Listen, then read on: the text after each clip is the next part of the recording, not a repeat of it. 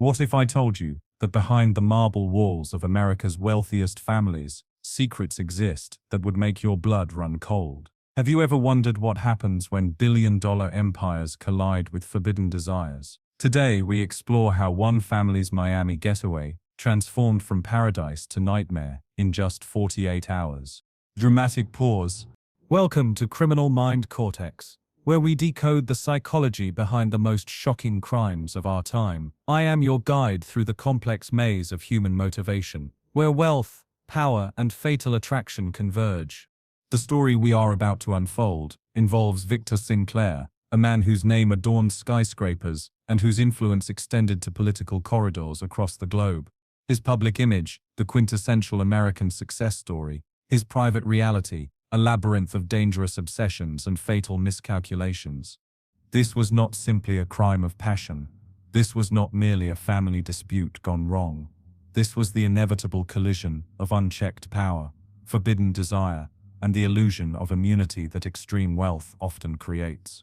When the Sinclair family gathered at an exclusive Fisher Island resort in Miami for what should have been their annual celebration of success and connection, none could have predicted the bloodshed that would follow. A decorative letter opener would become a murder weapon, a luxury suite would transform into a crime scene, and a family dynasty would crumble in less than 2 days. Before we continue, take a moment to hit the subscribe button and ring the notification bell. Our community of crime psychology enthusiasts grows stronger with each new member, and you will not want to miss our weekly explorations into the darkest corners of the human mind. What twisted logic could drive a respected billionaire CEO to risk everything for a forbidden relationship, and who would ultimately pay the price when those secret desires were exposed? Victor Sinclair was born with nothing but ambition. The eldest son of working-class immigrants, he leveraged a modest scholarship into a Harvard business degree, then transformed a small tech startup into Sinclair Global, a corporation valued at $70 billion by his 45th birthday. His calculated rise through America's business elite was remarkable, even to his harshest critics. By day, Victor cultivated an image of ruthless precision and innovation. Newspapers praised his visionary approach to global markets. Business journals celebrated his philanthropic initiatives that reshaped education in underserved communities. The public saw only the manicured version, polished speeches, perfectly tailored suits, and strategic appearances at charity galas. The Sinclair name became synonymous with excellence and opportunity. Their annual shareholder meetings resembled religious gatherings more than corporate events. Their charitable foundation distributed millions annually to causes that coincidentally expanded their influence while minimizing their tax burden. With success came expansion. The Sinclair family grew into a modern dynasty. Each branch carried specific responsibilities. Each member bore the weight of expectations, heavier than the average person could comprehend. Children were groomed from birth to continue the legacy, their education and marriages carefully considered for maximum advantage. Family first, but the Sinclair name above all else. This unofficial motto, repeated at gatherings and whispered to misbehaving children, reinforced the collective identity that superseded individual desires. Few noticed how Victor controlled family gatherings with subtle manipulation, how his compliments always contained hidden barbs, how relatives competed desperately for his approval, while fearing his disappointment. The tension whenever he entered a room, the way conversations shifted to safer topics in his presence. His Miami compound featured imported Italian marble flooring, original Picasso paintings displayed casually in guest bathrooms, and a helicopter pad for emergency business departures. His fleet of luxury vehicles, never driven, always chauffeured, included rare models valued higher than most family homes. More telling were the security measures: 24-hour guards, comprehensive surveillance systems, and staff required to sign extensive confidentiality agreements. Victor's private office remained locked, even to family. His personal phone never left his possession. These were not merely the precautions of wealth. These were the barriers of a man with dangerous secrets. Within the family, whispers circulated about Victor's unpredictable rage behind closed doors, about disappeared evidence, about rivals who mysteriously abandoned promising careers after confrontations with him. The real Victor Sinclair existed in these shadows, calculating, controlling, and convinced of his immunity from consequence. Fisher Island stands as a monument to exclusivity, accessible only by private ferry or yacht, where membership fees begin at $250,000. No bridges connect this paradise to mainland Miami. No tourists wander its pristine shore. The 700-acre sanctuary hosts only the privileged few whose wealth grants them entry to this carefully guarded world. The Sinclair family occupied the island's most coveted property during their annual gathering, a tradition dating back 15 years. These reunions served multiple purposes, celebrating company achievements, announcing leadership transitions, and most importantly, reinforcing the hierarchy within the dynasty. "Our weekend together reminds us who we are," Victor often proclaimed during the welcome dinner. While others dreamed, the Sinclairs build. Among the 20 family members present that fateful weekend were several key figures. Cassandra Reynolds Sinclair, sister-in-law to Victor and widow of his younger brother, arrived with a quiet intensity. At 53, her sharp observations and unflinching loyalty to family values made her both respected and feared.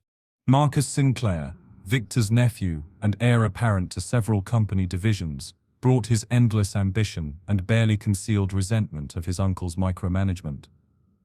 His wife, Eleanor, a former corporate attorney, watched family interactions with calculated detachment.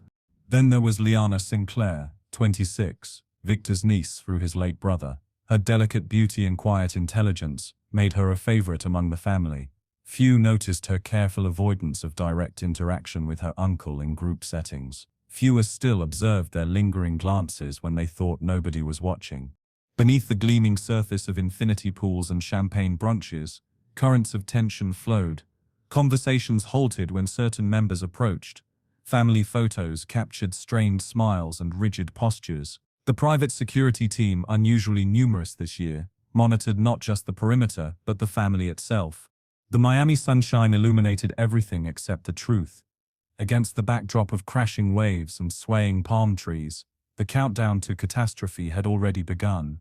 The perfect blue sky offered no warning of the bloodshed that would transform this paradise into a crime scene. Liana Sinclair grew up in the shadow of wealth, without its warmth. Orphaned at 12 when her parents died in a private plane crash, she became the reluctant ward of various family members. A Sinclair by blood, but forever treated as an outsider. Her inheritance remained in trust under Victor's control until her 30th birthday, creating a dependency that shaped her reality. Unlike her cousins who embraced the family legacy, Liana pursued art history, a choice tolerated only because of her secondary status within the dynasty.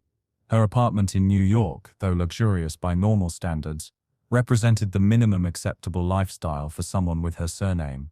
"You walk between worlds," Victor told her during a corporate gala 3 years ago. "You see things the rest of us cannot." This observation marked the beginning of their complicated connection. What started as mentorship evolved into regular private dinners to discuss art acquisitions for the company collection. These meetings offered Liana something she desperately craved: validation from the family patriarch. For Victor, she represented something equally valuable: someone who viewed him as a person rather than a power source. Their conversations expanded beyond art to personal disappointments, childhood memories, and eventually, forbidden attraction.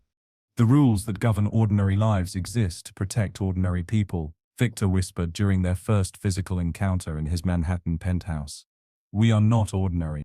The psychological components of their relationship formed a complex knot of power imbalance, shared isolation, and mutual justification. Both recognized the wrongness yet convinced themselves they existed outside conventional morality.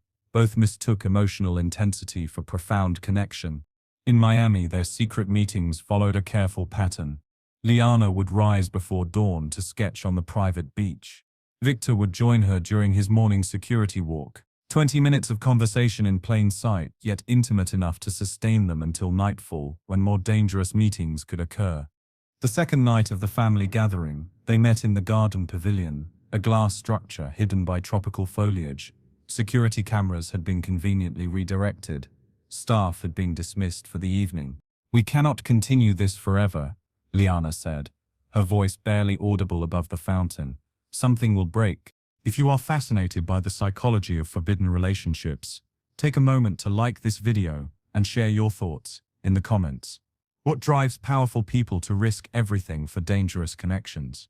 Your insights help our community understand the complex nature of human desire. That evening, as Victor returned to the main house, he failed to notice Cassandra standing on her balcony, watching his path from the garden with narrowed eyes and a phone in hand, photographing his departure from Liana's secret meeting place. Cassandra Reynolds Sinclair understood power better than most.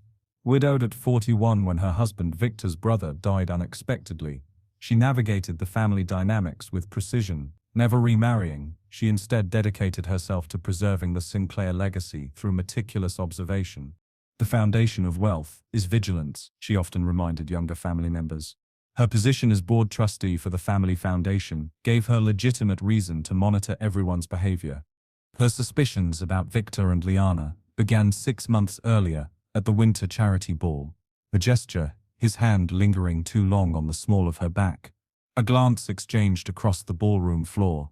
Nothing concrete, merely patterns that disrupted the normal family rhythm. Cassandra began collecting evidence methodically. She noted Liana's sudden inclusion in private business meetings despite her lack of corporate role. She tracked Victor's schedule against Liana's appearances at family events, identifying 27 coinciding business trips to New York in 18 months. During dinner on the second night in Miami, Cassandra observed Victor's reaction when Liana mentioned a possible job opportunity in London. His knuckles whitened around his wineglass. His jovial mask slipped momentarily, revealing raw possessiveness before he recovered with practiced charm. "Perhaps we should discuss how that position might conflict with your trust obligations," he said smoothly.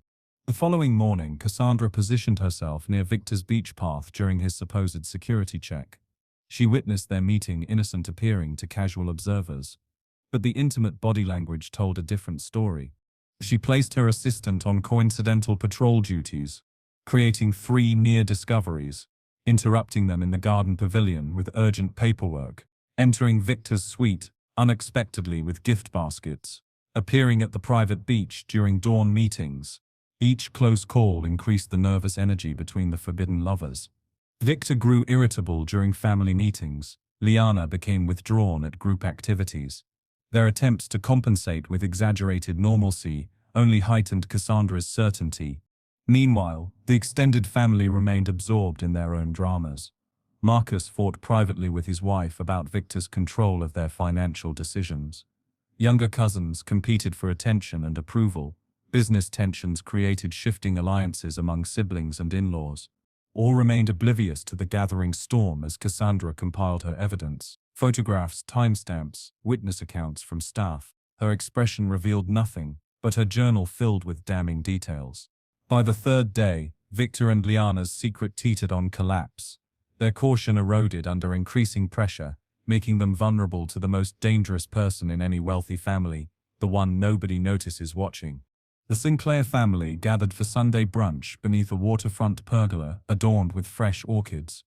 Waitstaff circulated with champagne flutes, while a string quartet played classical arrangements. Everything appeared perfect, the calculated performance of wealth that defined their public existence.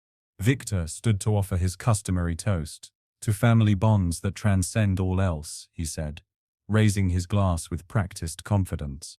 "How fascinating you should mention bonds," Cassandra interrupted, her voice cutting through the pleasant atmosphere. She remained seated, her posture rigid, as she placed her phone on the table. "Perhaps we should discuss certain bonds that should never exist." The quartet continued playing as she slid the phone toward the center of the table. On the screen, Victor and Liana embracing in the garden pavilion, his hand caressing her face in decidedly non-avuncular affection. "What exactly am I looking at, Cassandra?" Marcus asked, reaching for the device. "Ask your uncle," she replied, her gaze locked on Victor. "Ask him about his special relationship with his brother's daughter." The revelation detonated across the table. Eleanor gasped audibly. Marcus stared at the image, then at Liana, comprehension dawning with visible disgust. 2 younger cousins exchanged shocked glances. The string quartet, sensing disruption, faltered into uncomfortable silence. "This is absurd," Victor declared. his voice steady but underlying panic, evident in his too tight grip on his champagne flute. Cassandra has manipulated these images for some financial agenda. Her jealousy of this family's success has finally consumed her judgment. Liana sat motionless, color draining from her face. Her hands trembled violently until she forced them beneath the table. When she finally spoke, her voice emerged barely above a whisper. "I cannot do this anymore." Victor's attempt to maintain authority collapsed with those 5 words. His carefully constructed persona fractured as he rounded on Liana.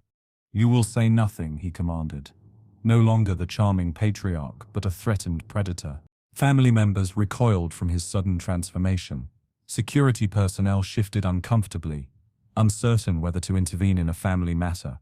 37 meetings in private locations. Cassandra continued methodically. 19 overnight stays in adjoining hotel rooms. Financial gifts totaling over $800,000, all documented. Marcus stood abruptly. "My children are present, for God's sake. This is beyond comprehension." "Control yourself, Marcus," Victor snapped. "This will be handled privately." "Nothing about this will remain private," Eleanor responded, attorney instincts emerging. "There are legal implications here that extend beyond moral repugnance." The brunch disintegrated into chaos. Accusations, denials, and horrified questions overlapping. Staff were dismissed. Security tightened perimeters. As family members chose sides or retreated in shock, no one noticed Liana quietly exiting toward the beach.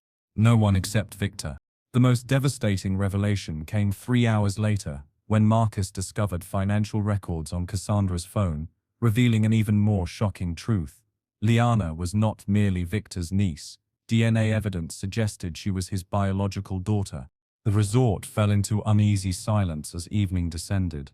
Family members retreated to their respective suites, processing the day's revelations through hushed phone calls and locked doors. Security personnel maintained discreet positions throughout the property, their presence multiplied following the chaotic brunch. Victor spent hours in his office suite, making frantic calls to lawyers and fixers. His empire demanded protection. His legacy required preservation. Documents vanished into shredders. Digital evidence disappeared from servers. Money moved between accounts with urgency that triggered automatic fraud alerts. At 11:30, Liana stood alone on her private balcony, overlooking the moonlit ocean. The DNA revelation had shattered her final illusions. Her identity, her past, everything she believed about herself, had been constructed on calculated lies. The psychological weight crushed her remaining defenses. The soft knock at her door came precisely at midnight. "We need to talk," Victor said when she opened it, pushing past her into the suite. Don was the commanding businessman, replaced by a desperate man watching his carefully constructed world collapse. "Everything can still be managed if we coordinate our response." "Managed?" Liana whispered, keeping distance between them. "You knew I was your daughter, while you—" She could not finish the sentence. "Biological connections are merely scientific technicalities," he replied, his rationalization revealing the depth of his psychological distortion. "Our connection transcended conventional boundaries. You felt it too." His attempt to approach her triggered a primal response. Liana backed away, knocking over a side table. The heavy marble ashtray and decorative letter opener clattered to the floor. "You manipulated my entire existence," she said, voice rising. "You kept me dependent on you financially. You isolated me from potential relationships. You created this trap." "I protected you," Victor countered, his composure fracturing. "Everything I built would eventually become yours. The others cannot understand what we share." When he grabbed her wrist, something fundamental broke within Liana. 30 years of suppressed rage. Not just her own, but inherited from generations of women manipulated by powerful men, erupted in a moment of blind fury. The letter opener entered just below his ribcage. The initial thrust might have been survivable, but as Victor staggered backward in shock, Liana advanced, driving the ornate blade deeper with each movement. "You will never control anyone again," she whispered as he collapsed. Blood spread across the imported Italian marble, creating abstract patterns beneath the chandelier light. Victor made 3 attempts to speak, each weaker than the last, before his eyes fixed on infinity. Cassandra discovered the scene 30 minutes later, having come to check on Liana's well-being. Her practical nature took immediate command. She did not scream or panic. She assessed the situation with clinical detachment, then made 2 phone calls, one to security, one to her private attorney. When authorities arrived, they found Liana seated calmly beside her father's body, the bloody letter opener still clutched in her hand. She offered no resistance. She provided no explanation. Her vacant expression reflected complete psychological shutdown. What drives someone to such extreme violence against their own blood? Was this a moment of temporary insanity or calculated revenge? Share your theories in the comments below. What would you have done in Liana's position after discovering such profound betrayal? The family gathered in shocked silence as medical examiners removed Victor's body. The dynasty that had seemed unshakable hours earlier now teetered on complete dissolution. No one noticed the small recording device blinking beneath Victor's watch, capturing his final conversation and the truth about his death. The murder of Victor Sinclair dominated national headlines for weeks. "Billionaire slain in family paradise" screamed front pages across America. News helicopters circled Fisher Island, despite no-fly zones. Reporters offered 6-figure payments to resort staff for insider details. Local authorities found themselves overwhelmed by both the case complexity and intense media scrutiny. The Federal Bureau of Investigation intervened within 24 hours, establishing jurisdiction due to potential financial crimes uncovered during their initial assessment. "This investigation goes beyond homicide," announced Special Agent Thomas Reynolds at the preliminary press conference. "We are examining decades of questionable business practices, potential tax fraud, and evidence of psychological manipulation that created the environment for this tragedy."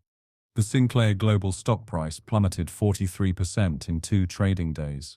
Board members called emergency meetings to distance the corporation from its founder. Long-buried complaints from former employees surfaced, revealing patterns of intimidation and financial misconduct throughout the company history.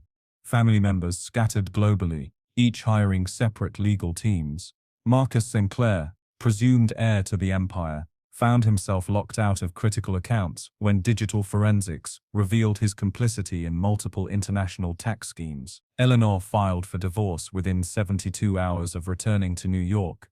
Cassandra emerged as the unexpected stabilizing force. Her meticulous documentation of Victor's misconduct, evidence she had accumulated over 15 years, proved invaluable to investigators.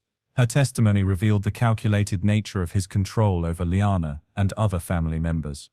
The legal proceedings took unexpected turns when that recording device on Victor's watch revealed his admission of knowing Liana was his daughter while continuing their relationship. This evidence transformed public perception of the case from scandalous murder to justified self-defense against psychological torture.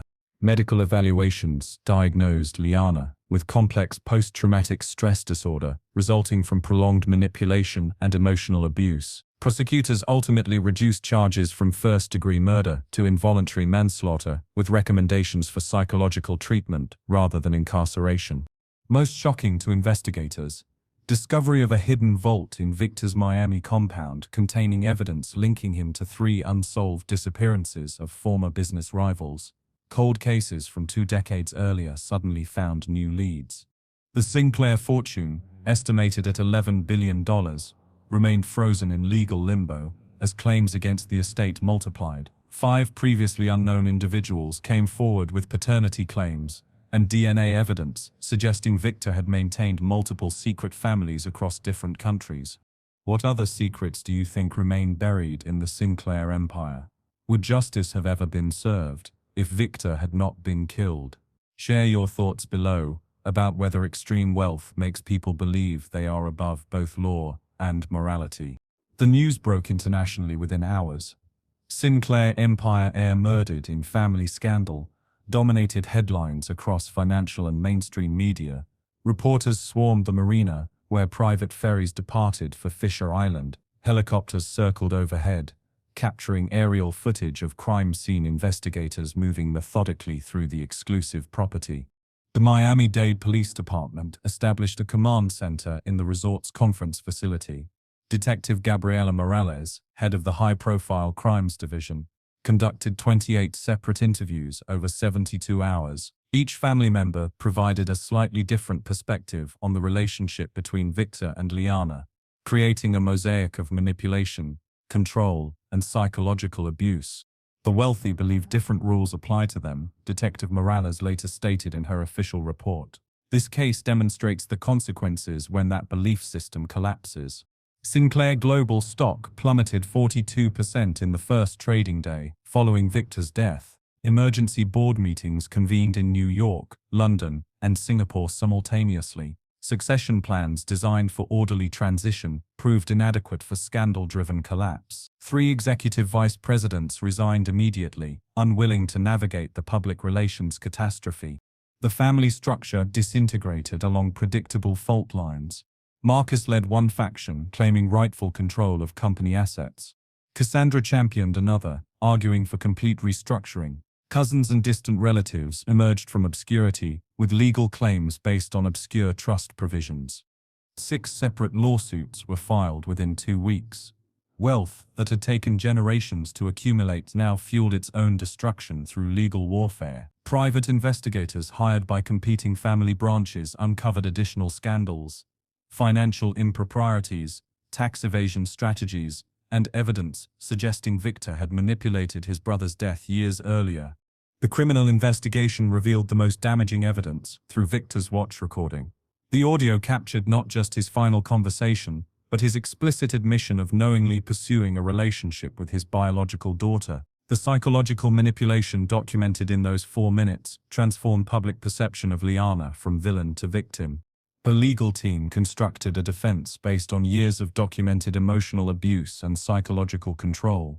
Psychiatric evaluations revealed profound trauma consistent with coercive control. The district attorney, facing intense media scrutiny and overwhelming evidence of Victor's predatory behavior, reduced charges from first-degree murder to voluntary manslaughter.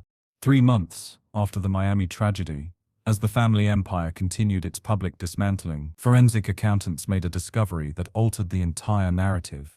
Encrypted financial transfers revealing Victor had arranged the accident that killed Liana's parents 14 years earlier, clearing the path for his guardianship and subsequent control. The revelation stunned even veteran investigators. The case transcended ordinary criminal psychology, entering territory few could comprehend.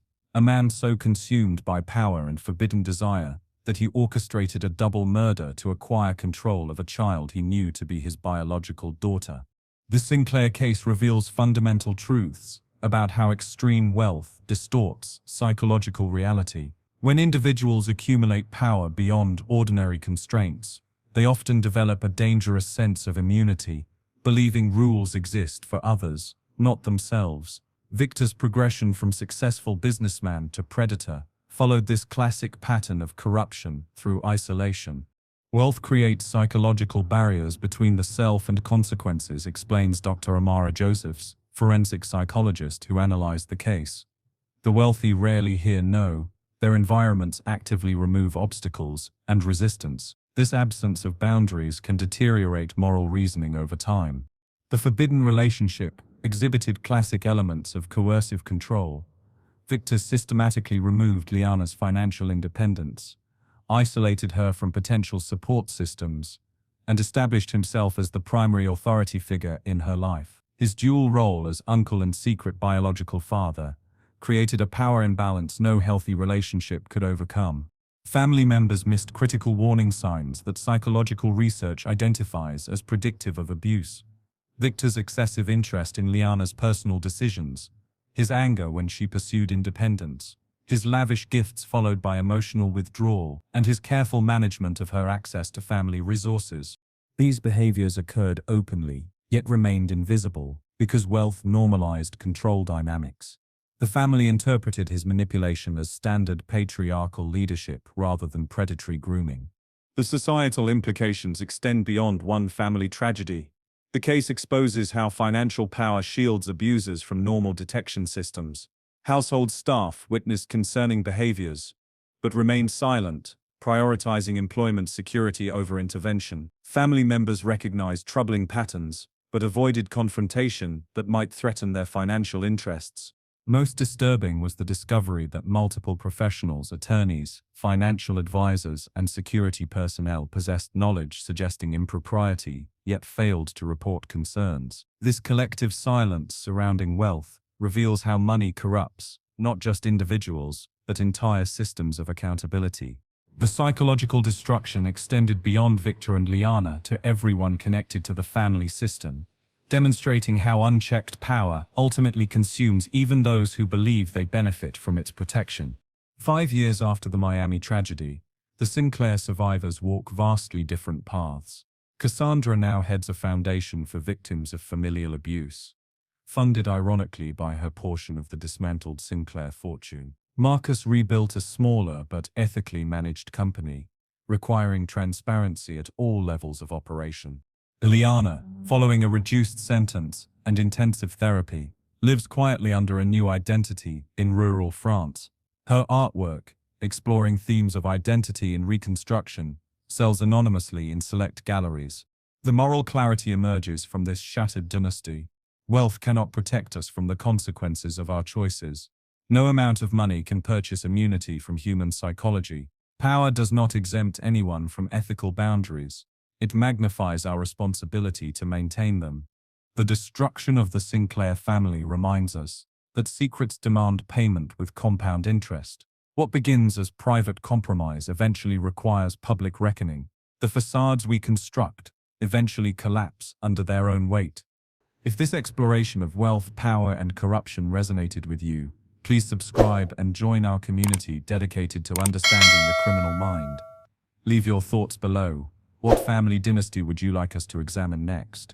Next week on Criminal Mind Cortex, the hospital director who eliminated medical competitors across 3 states while being celebrated as a healthcare innovator. The question is not how he killed them, but how he convinced himself he was saving lives.